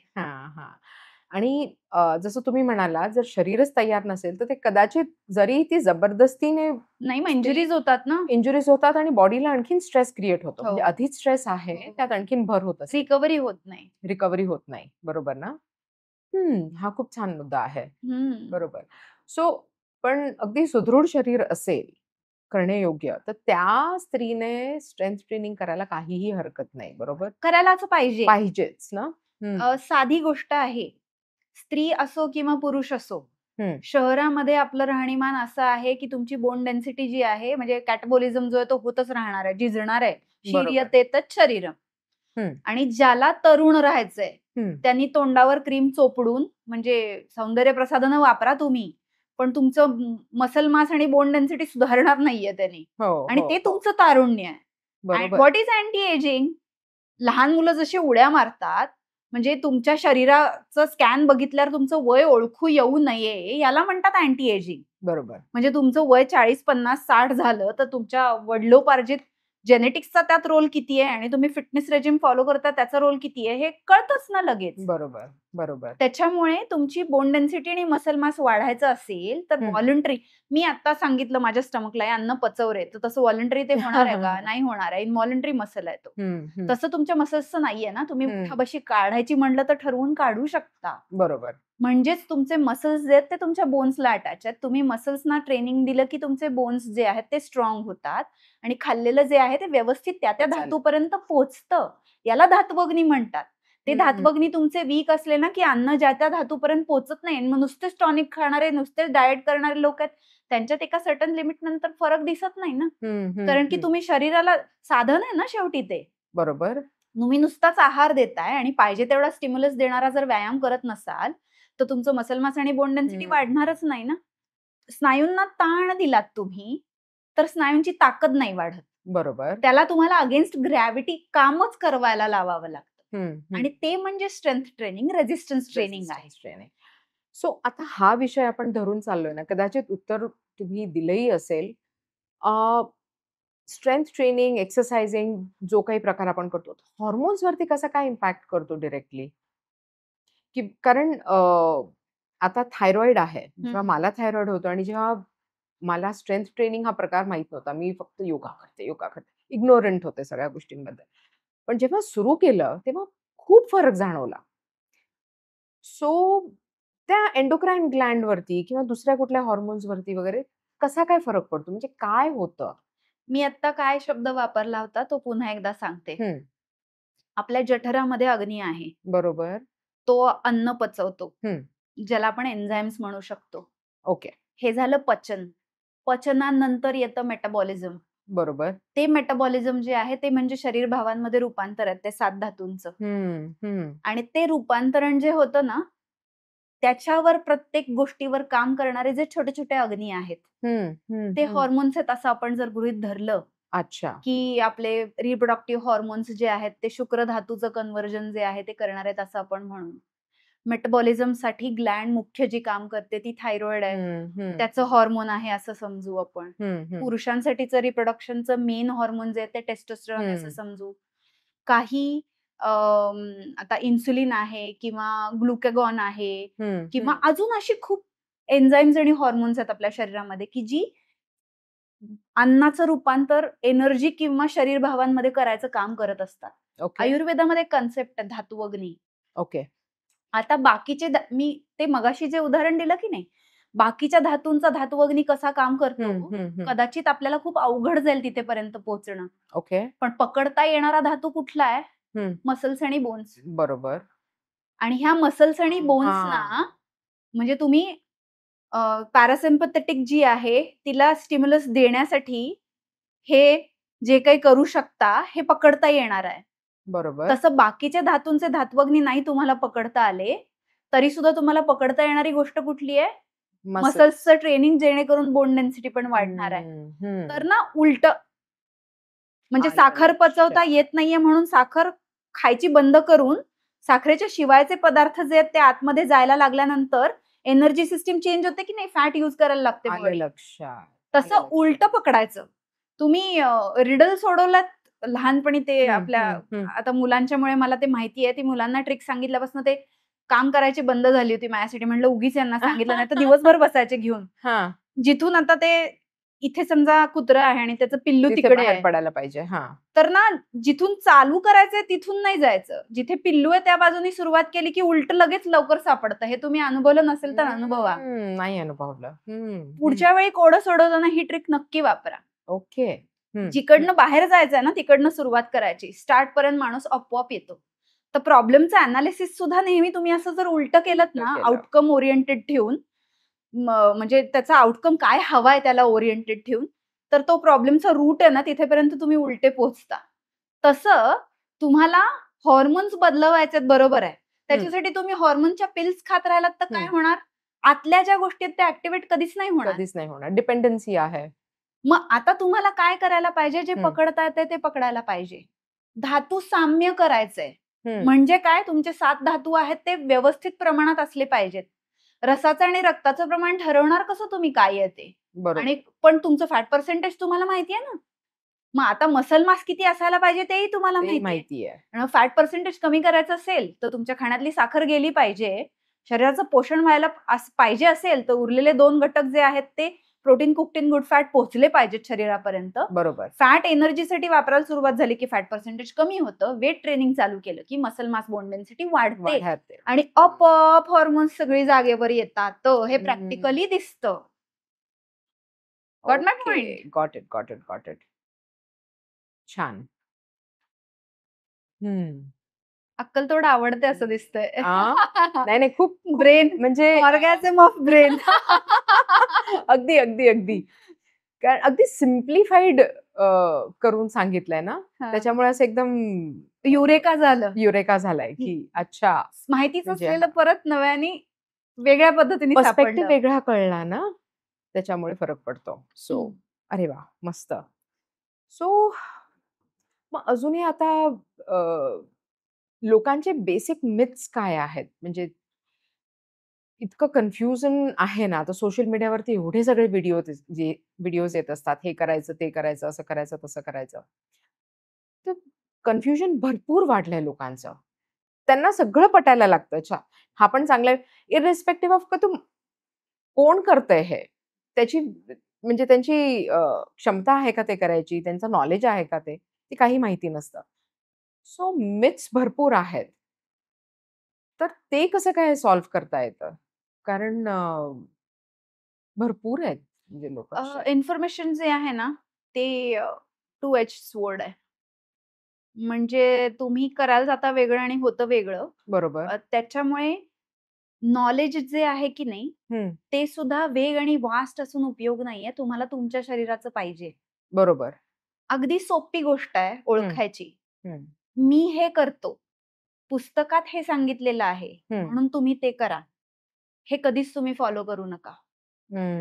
कारण प्रत्येक माणसाचं शरीर वेगळं आहे आणि सांगणारा जर त्या 25 पैकी असेल ना, की जो डॉमिनेटिंग आहे आणि त्याला वाटेल ते मेटाबोलाइज करता येतंय, तर मग खेळ खंडोबाच होतो. की मी हे खातोय, माझे एन्सेस्टर्स हे खात आलेत आणि म्हणून तुम्ही हे खा, हे नाही फॉलो केलं पाहिजे. दुसरं, ऍथलीट्स जे असतात की नाही, ते नॅचरलीच त्यांचं बॉडी कॉम्पोजिशन जे आहे ते उजव्या बाजूला असतं. त्याच्यामुळे त्यांचा टॉलरन्स जो आहे साखरेविषयीचा तो नेक्स्ट लेवल असतो, कारण मसल मास जास्ती असतं ना. ओके. त्याच्यामुळे ते ज्या पद्धतीने खातात तसं तुम्हाला एग व्हाईट ओट्सचं डाएट त्यांनी दिलेलं जर असेल तर ते काम करत नाही. दुसरी गोष्ट म्हणजे तेच ऍथलीट म्हणजे त्यातल्या त्यात बॉडी बिल्डिंगचे जे असतात ते तर म्हणजे आपण चर्चा सुद्धा न केलेली बरी. कारण की ते मॅनिप्युलेट करणाऱ्या अजून बऱ्याच गोष्टी खात पण असतात आणि घेत पण असतात. ओके. सो ते पण फॉलो नाही करायला पाहिजे. जनरल ऍडवाइस जे असतं की नाही, अज्ञानातून किंवा भीतीतून आलेलं, ते फॉलो करताना सुद्धा 100 वेळा विचार केला पाहिजे. म्हणजे एखादी आई आपल्या पोटच्या पोराला तू रोज दारू पी असा आग्रह करेल का? नाही करणार. पण त्यांनी पोळी भाकरी खायची जर बंद केलेली असेल तर तिला त्याच्या पोटी काळजी वाटते. भले तो डायबेटिक असेल पण ती त्याला आग्रह करते की नाही रे थोडी तरी पोळी खा. हे अज्ञानातून आलेलं आहे. बरोबर.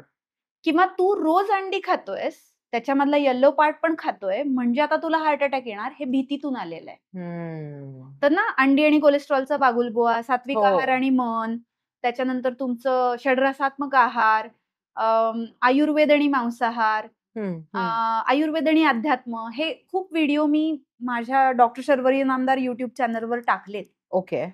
तर मिथ बस्टिंग त्यातल्या बऱ्याच ह्याचं म्हणजे आपण इन डेप्थ आता नाही करू शकलो तरी तिथे जाऊन प्रेक्षक बघू शकतात. ओके.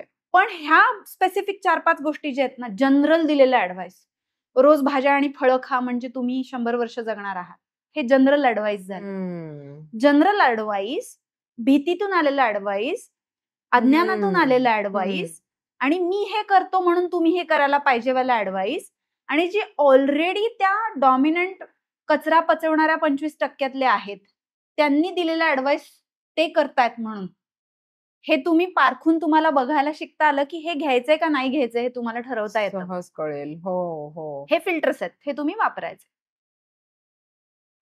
सोपं होऊन जाईल.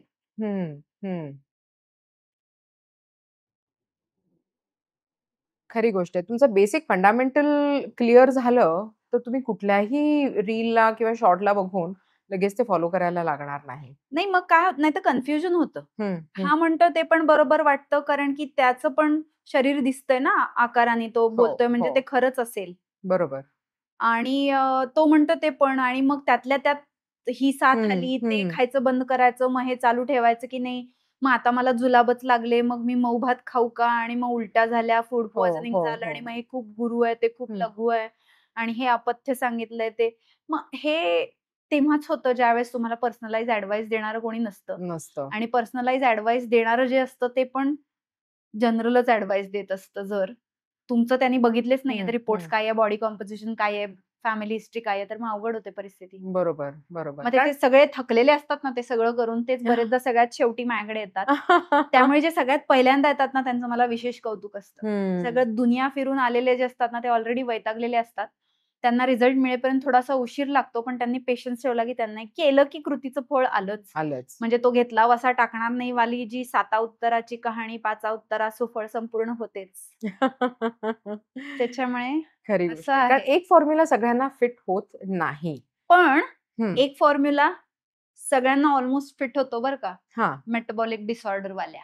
ओके. कारण की त्यांचा प्रॉब्लेम जो आहे ना तो दिसताना वेगळा वेगळा असतो, पण त्यांना त्यांचे शरीराला पोषण देणारे जे मेटाबोलाइट्स आहेत ना, आहारातून जाणारे तयार होत आहेत जे, त्या पदार्थांचं युटिलायझेशन जमत नसल्यामुळे त्यांच्या वेगळ्या वेगळ्या सिस्टीम्स ज्या आहेत त्या डिस्टर्ब होऊन त्या डिसऑर्डर्स आलेले असतात. त्याच्यामुळे एक जो धागा आहे ना समान त्या तिघांमधला, त्याच्यामुळे ती एक बुलेट जी आहे ना ती त्या सगळ्यांना मोकळं करून जाते. लाईफस्टाईल लिटरली त्या लाईफस्टाईल मधलं सुद्धा, म्हणजे आता वेट ट्रेनिंग जे आहे ना ते ह्या सगळ्यांना लागू पडणार. साखर Okay. बंद करणं या सगळ्यांना लागू पडणार. ओके. यांचं शरीर स्ट्रॉंग झालं की यांची स्ट्रेस मॅनेजमेंट सगळ्यांची सुधारणार. यांचं फॅट पर्सेंटेज कमी करायचं असेल तर यांचं डाएट चेंज केल्यानंतर ज्याचं फॅट पर्सेंटेज जास्ती आहे त्याला जास्ती स्ट्रिक्ट करावं लागणार. ज्याचं त्या मानाने थोडं मॅनेजेबल आहे त्याला थोडे बदल केले तरी फरक पडणार, इतकाच बदल. ओके. पण एक सूत्र काम करतंय तर ते सूत्राचे सुद्धा मंत्र जे आहेत ना ते ठरलेले आहेत. बरोबर. येतंय लक्षात? आलं लक्षात. हो. त्याच्यामुळे जनरल कुठलंही सूत्र नसताना सुद्धा उगीच मोगम चालला आहे ना तो प्रॉब्लेमॅटिक आहे. पण ह्या सगळ्यांचा रूट कॉज जर एका ठिकाणी नेऊन थांबतोय तर ह्यांचं लाईन ऑफ ऍक्शन आणि ट्रीटमेंट जी आहे ती मॅच होणारी असते.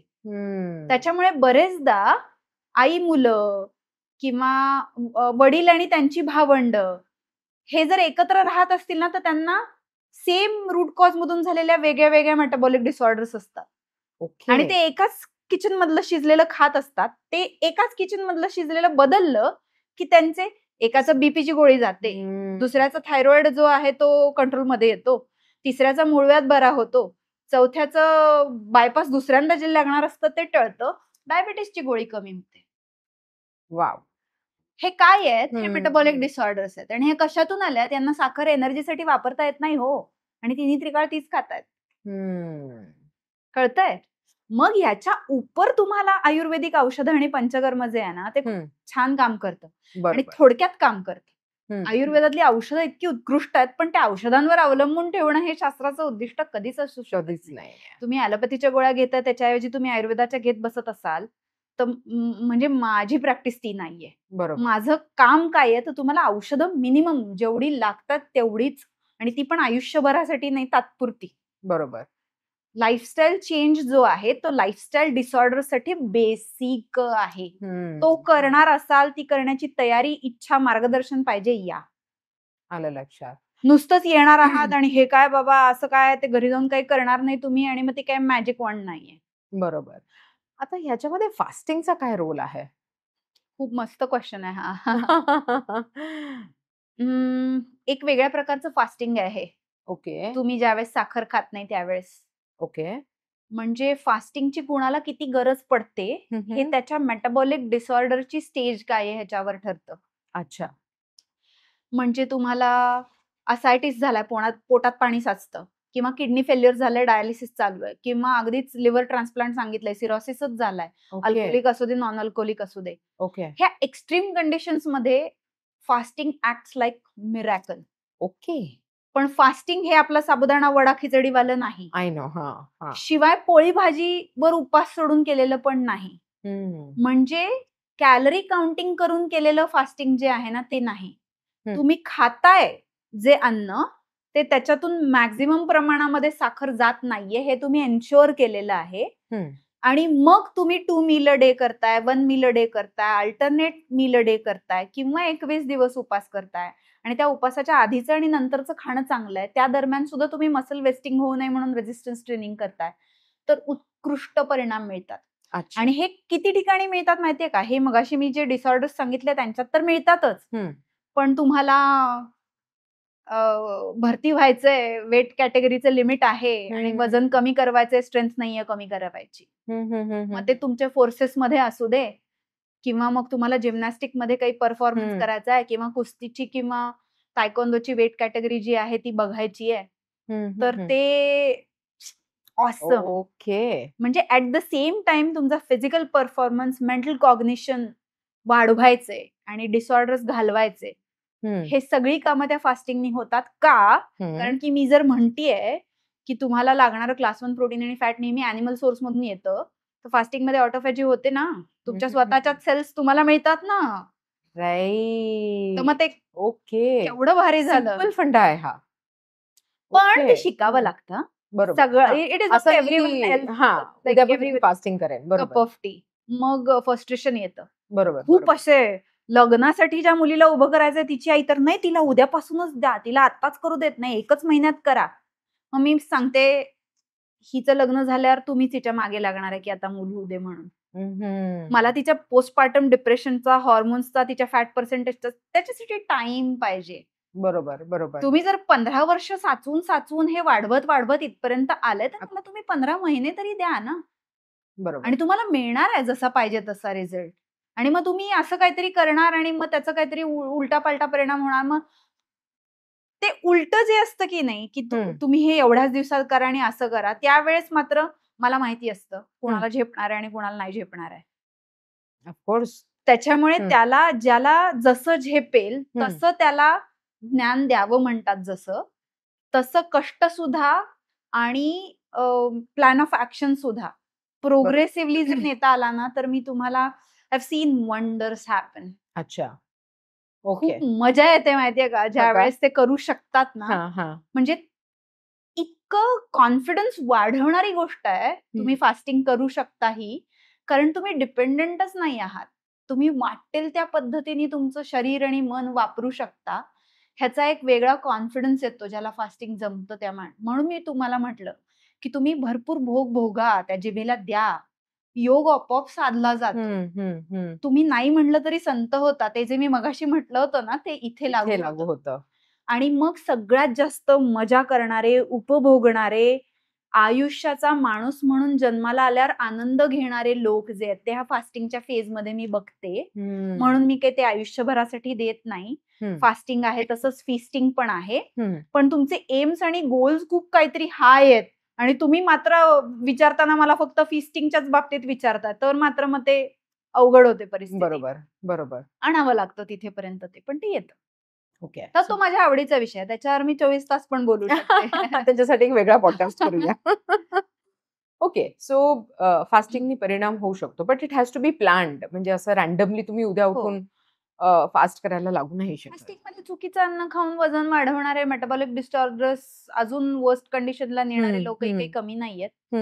कारण की ते चुकीच्या पद्धतीनेच केलेलं असतं. म्हणजे फास्टिंगचा पिरियड जो आहे त्याच्यानंतर तुम्ही दनादन वाटेल ते सगळं करत सुटलात तर त्याचा काही परत म्हणजे अर्थच नाही राहत. ते यो होतो तो. बरोबर. So basic fundamental thing is की मेटाबॉलिक जे डिसऑर्डर्स आहेत, लाईफस्टाईल बदलल्याने ते रिव्हर्स करू शकतो आपण. मॅक्झिमम केसेसमध्ये हो. बऱ्यापैकी. काही वेळेला मेटाबॉलिझम इतका ब्रोकन असतो ना, की त्यांना थोडाफार गोळ्या औषधांचा आधार घ्यावा लागतो. ओके. पण माझा असा अनुभव आहे की तुम्ही त्या थ्रेशोल्ड खूप तुम्ही मोठ्या प्रमाणात पार करून पलीकडे गेलेल्या नाही आहात. तर तुम्हाला वाचवता येतं आणि तुम्हाला बिन औषध गोळ्यांचं जगता येतं. मजेत जगता येतं. आणि ओके. फक्त ते तुमचं थोडंसं ग्रिट आणि स्वतःवरचं प्रेम जे आहे ना ते तिथे दिसलं पाहिजे. स्वतःवर प्रेम म्हणजे आळसात पडायचं, लोळायचं आणि वाटेल ते खायचं प्यायचं आणि ते नाही. हो, खरं अगदी. ते करणारे जे लोक आहेत की नाही, ते स्वतःच्या सुद्धा आरोग्यात आणि स्वतःचं जे काही छोटं त्यांचं कोहॉर्ट असेल, त्यांची स्वतःची जी फॅमिली असेल, जग असेल, त्यात इम्पॅक्ट पाडणारे लोक होतात ते. आणि त्यांना खरंच समाधान मिळतं खूप. त्याच्यामुळे करायला पाहिजे. वंडरफुल. लाईफस्टाईल चेंज करायला पाहिजे. आता जे 25 आहेत ना, जे खूप उजवे आहेत, ते माझ्याकडे लाईफस्टाईल चेंजला कधी येतात माहितीये का? मेटाबॉलिक डिसऑर्डर साठी येत नाहीत. त्यांचं गोल जे असतं ना, की माझा फोकस आणि कॉन्सन्ट्रेशन जे आहे ते अजून वाढलं पाहिजे. नंतर मला फोटोशूट आलंय, मला सिरियल पिक्चर मध्ये काम मिळालंय, माझा रनिंगचा टाइम वाढवायचा आहे. अच्छा, असे पण येतात. तर परफॉर्मन्स ओरिएंटेड जे लोक आहेत ना, म्हणजे ती माझी जी कॅटेगरी आहे, ते तर म्हणजे त्यांना मला फारसं काउन्सिलिंग, कन्व्हिन्सिंग काहीच लागत नाही. कारण की त्यांचं गोल फिक्स असतं आणि ग्रिट पण असते आणि ऑलरेडी मसल मास आणि बोन मास जास्ती असतं, त्याच्यामुळे ताकद पण जास्ती असते. बरोबर. हे वाले लोक आहेत ना, मी म्हणून म्हटलं की मला पेशंट्स ज्यावेळेस करतात त्यावेळेस त्यांचं जास्त कौतुक का आहे, कारण की मी डॉक्टर आहे ना. त्याच्यामुळे ह्या लोकांना मी थोडं रागवते तरी, किंवा हे कर बाबा तू असं सांगते ते सहज करतील. तर ते वाले लोक जरी असले 25% ना, तरी त्यांचं माझ्याकडे येणाऱ्यांचं प्रमाण जे आहे ते खूप मोठं आहे. कारण की ऑब्व्हियसली स्वतः ऍथलीट मी असल्यामुळे आणि ज्या वयात मी जे करतेय ते त्याचा अचंबा असलेलेच लोक ते असतात. त्याच्यामुळे त्यांना लुक आणि परफॉर्मन्स मध्ये चेंज करायचा असतो, त्यावेळेस ते माझ्याकडे त्या गोष्टी घेऊन येतात. आणि मज्जा म्हणजे यांना कोणत्याही मेटाबॉलिक डिसऑर्डरची हिस्ट्री नसते. भाजी पोळी वरण भात फळं भाज्या खाऊन यांचं सगळं सुखात चाललेलं असतं. तरी सुद्धा हे लाईफस्टाईल चेंज करण्यासाठी उत्सुक असतात आणि जास्त लॉंग टर्म, जास्त चांगल्या पद्धतीने डिफॉल्ट सेट करून खूप मन लावून हे लोक करतात. अगदी. आणि मला त्याच्यामुळे त्यांचंही कौतुक असतं. फक्त ते कौतुक मी वेळेच्या आधी त्यांचं करत नाही. ह्यांना जास्त वेळा करून शाबासकी द्यावी लागते. त्यांना थोड्या वेळेला केलेलं पुरतं. बरोबर, बरोबर. त्याच्यामुळे लाईफस्टाईल चेंज ही जी गोष्ट आहे ना, ही केली की फळ मिळणार. आणि फळ म्हणजे कुठलं? श्रीफळ. आंबा, चिक्कू, कैरी एक वेळेस चालेल, कारण की फळ भाज्यांमध्ये येते. पण द्राक्ष वगैरे, चिक्कू, आंबा वगैरे ह्याच्यासारखी फळ श्रीफळ मी सांगते. आहार आयुर्वेद. तुम्हाला फळ मिळणार, ते कुठलं तर श्रीफळ मिळणार. मस्त. सो मग हा सगळं ही सगळी माहिती असल्यामुळे घरच्यांना ह्या पद्धतीमध्ये सामील करून घ्यायला जरा सोपं गेलं असेल ना तुम्हाला? You are not suppose to do that. अच्छा. सगळ्यात जवळचे तुमचे घरचे लोक जे असतात ना, म्हणजे माझं आयुष्याचं उद्देशच ते आहे की तुमचं ज्याच्यावर प्रेम आहे त्या एका माणसाला जरी तुम्ही तुमच्या सहप्रवासात सहभागी करून ग्रो करण्यासाठी उद्युक्त करू शकत असाल तर तुमच्या आयुष्याचं म्हणजे माझ्या आयुष्याचं सार्थक झालं असं मी म्हणेन. पण प्रॉब्लेम असा असतो तुम्ही शिकवायला लागलात ना की कारण की तुमच्या आजूबाजूचे तुमच्या घरातले जे लोक आहेत ना ते 25-75 कुठलेही असू शकतात. ओके. आणि सगळ्यांना मजेत जगायचं असतं. मजेत जगणं हा प्रत्येकाचा हक्क आहे ना. सुखार्थ भूताना. सगळं कशासाठी चाललंय? सुखासाठी चाललंय. मग ज्याला ऑलरेडी काहीच न करता सुख मिळतंय तो जीव का त्यांचं दुःखात घालेल? मग ज्याला दुःख होतंय तो आधार मागण्यासाठी, गायडन्स घेण्यासाठी तुमच्याकडे येतो. ते सत्पात्री दान असतं. ओके.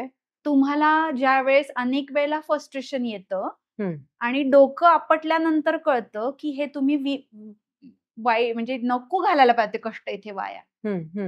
ते अनुभवातून येणारी गोष्ट आहे. त्याच्यामुळे आजूबाजूचे आणि घरचे सुधारतात. ती वेळ यावी लागते. आणि वेळ आली की बरोबर त्या गोष्टी त्या वेळेला होतात. इथे मात्र मग मी म्हणेन की ह्याला कदाचित या आधुनिक शास्त्राचा काही आधार आहे असं मी म्हणणार नाही. पण तुम्ही ज्या वेळेला आयुष्यात तुमची वेळ येते त्यावेळेला ते लोक त्या गोष्टी ज्या आहेत त्या घडत जातात. बरोबर. आणि तिथेपर्यंत वाट बघायची तुम्ही. कारण की मी पण कधी काळी शिकाऊ डॉक्टर होते. मी पण विद्यार्थिनी होते. डॉक्टर्स कसे वर्स्ट पेशंट्स असतात आणि तेच जर चांगले पेशंट त्यांनी व्हायचं जर ठरवलं तर ते किती चांगल्या पद्धतीने because they are elite brains बरोबर. पण ते त्यांना कळावं लागतं ना. दुसऱ्याकडून पण आपण काहीतरी शिकायला पाहिजे पदरात त्याच्या नॉलेजची पण कदर असायला पाहिजे हे कळावं लागतं. त्याला कळत नाही तोपर्यंत आपण त्याची हेल्प नाही करू शकत. त्याच्यामुळे डायबिटीसच्या पेशंटला जोपर्यंत तुम्ही रोज अर्धी पोळी आणि भाजी वरण भात कमी करा किंवा हे असंच मोघम डाएट दिलं जातं आणि या गोळ्या घ्या सांगितलं जातं तोपर्यंत या पृथ्वीवर माझी गरज राहणार आहे. त्याच्यामुळे मी जेवढी वर्ष जगेन तेवढी वर्ष मी जे शिकलीये, मी जे अनुभवलंय, जे मला सांगितल्यानंतर दिसतं की लोकांनाही त्याचा फायदा होतो. Specifically metabolic disorder, lifestyle disorders असलेल्यांनाही होतो आणि ज्यांना नाही आहेत त्यांना तर अजून जास्ती प्रमाणात होतो. त्या सगळ्यांच्यासाठी मी जे काम करतेय ना ते उपयोगी पडल्याच्या नंतर मला जी फुलफिलमेंट येते तो माझा स्वार्थ आहे. आणि स्वार्थाशिवाय काहीच नाहीये जगामध्ये. बिलकुल बिलकुल. माझं ते पद्धत आहे स्वतःची फुलफिलमेंट मिळवण्याची.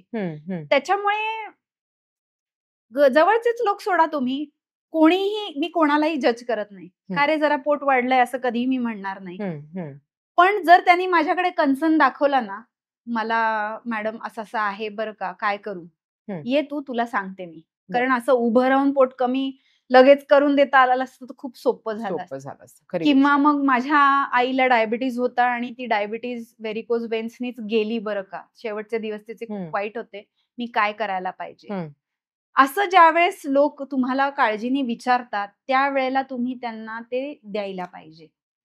आणि ते दिलेल्याची त्या घेणाऱ्याला सुद्धा किंमत असायला पाहिजे त्याने, कारण तरच तो त्याचा अवलंब करणार आहे. बिलकुल बिलकुल. त्याच्यामुळे फायदा होतो कोणाला?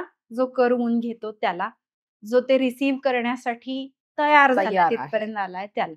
बिलकुल. त्याच्यामुळे त्रास होतो ना ज्या वेळेस शाळेमध्ये रोज भाजी पोळी घेऊन या असं कंपल्सरी करतात आणि आमची शाळा व्हेजिटेरियन आहे, अंडी चालणार नाहीत, बिस्किट आणि चॉकलेट वाटतात, त्यावेळेला त्रास होतो ना.